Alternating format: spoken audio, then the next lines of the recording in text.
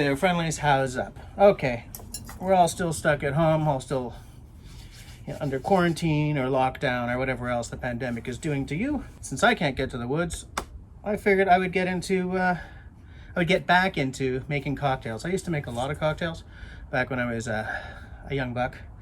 I'd have a party and spend the whole damn party shaking up martinis and stuff for other people.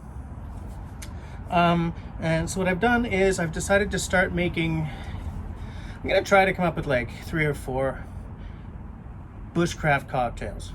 I don't mean these are cocktails that you're gonna make sitting around the fire, because you're not sitting around the fire, so why would I do that to you guys? These are rather cocktails that to me are embody the spirit of bushcraft. I got 2 designs so far, and I'm gonna really try to get another 2 out.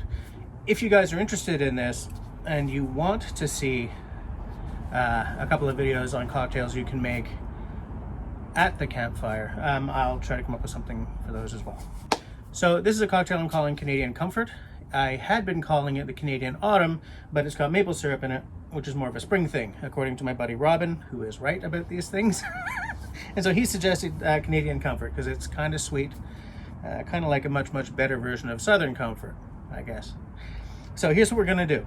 Hey again, friendlies. One thing I just wanted to mention is that the cocktail that I made in yesterday's video is essentially a riff off the maple leaf.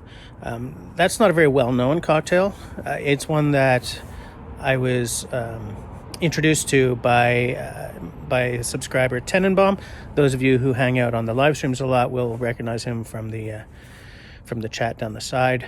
So I just wanted to give Tenenbaum a shout out for introducing me to the cocktail that I built on to develop the Canadian Comfort. Let's get back to it.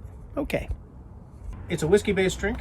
What you need for this is a Canadian whiskey.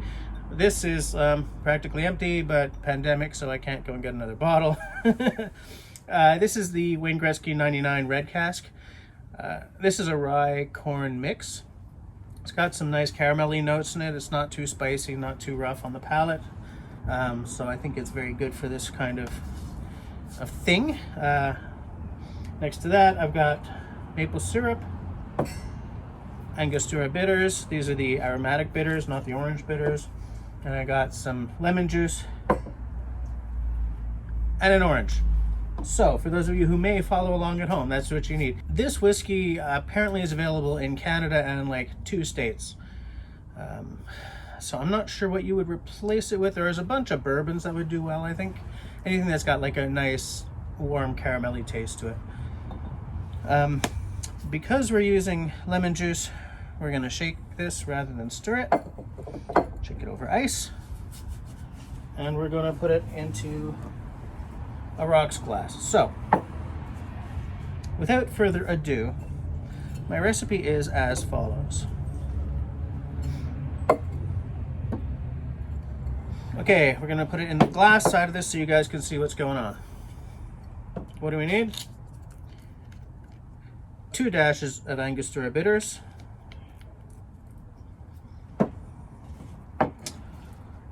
1 ounce of a sweet Canadian whiskey, preferably bourbon if that's all you can get.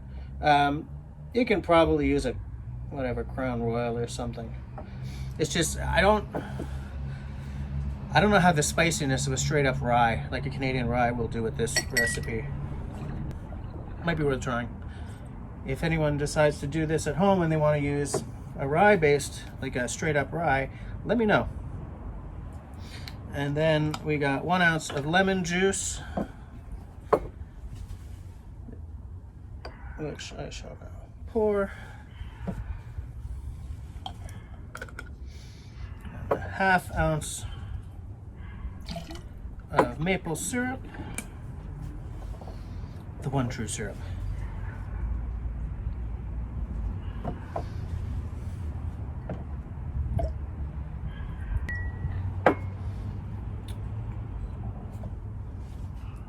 Go. Now, put this into the other side. Honestly, I only did it in the glass so you guys could see what was going on. Put in a generous amount of ice.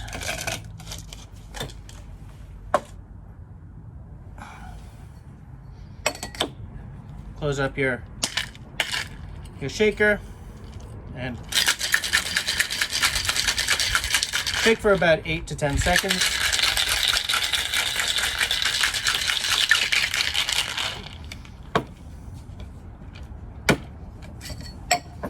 Give it a good bap to separate the seal. We're going to strain it now. When we strain it, you're going to want to close the strainer up as much as possible, just in case there's some shards of ice.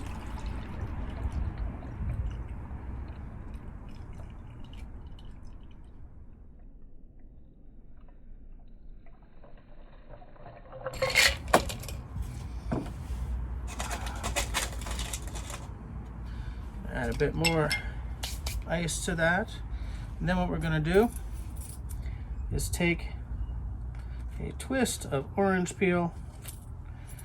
It's a good idea to wash your oranges when you bring them home, because a lot of oranges get waxed. Then you're going to take out a match and hope to heck this works, because I'm not so good at this, but I'm optimistic. And I'm going to put a twist of orange peel on, but I'm going to flame it.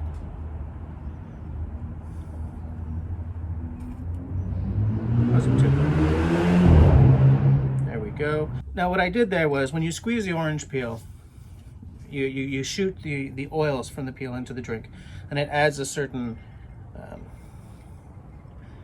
well, it brings a flavor.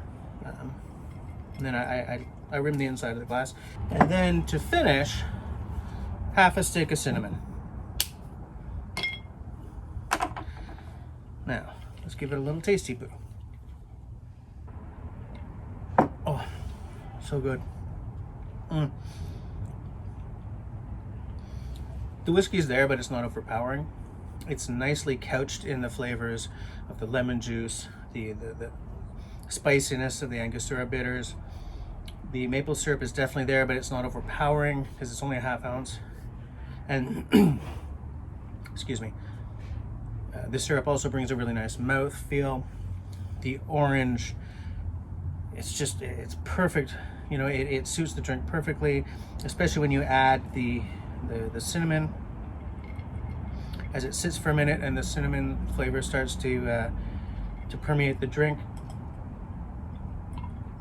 yeah, it's even better. If I didn't have lemon juice in this drink, I would probably stir it rather than shaking, because when you shake a drink, you dilute it more than if you stir it. Now, some drinks really benefit from that.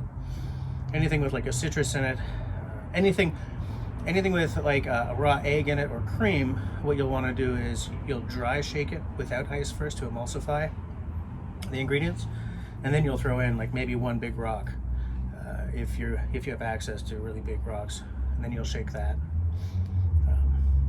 But yeah, I'm just gonna drink the rest of this. So as I always say, if you like what I'm doing, then please get the conversation started down below. What I want to know this week is, does this kind of thing interest you guys? When I'm done this series of 3 or 4, do you guys want to see one of drinks that you can make at the campfire? Do you have a favorite cocktail that reminds you of the outdoors? Do you just have a favorite cocktail? Do you not drink? That's fine too. Do you have like a version cocktail that you really love? Aside from that, please share the video. That helps me more than you could possibly imagine. Aside from that, if you are not yet subscribed, I would love for you to come on board. If you are subscribed, then hit that little bell and leave me a smiley thumb. If you don't like what I'm doing, that's all right. Just leave me a frowny thumb. Thanks for watching, guys. Nummy.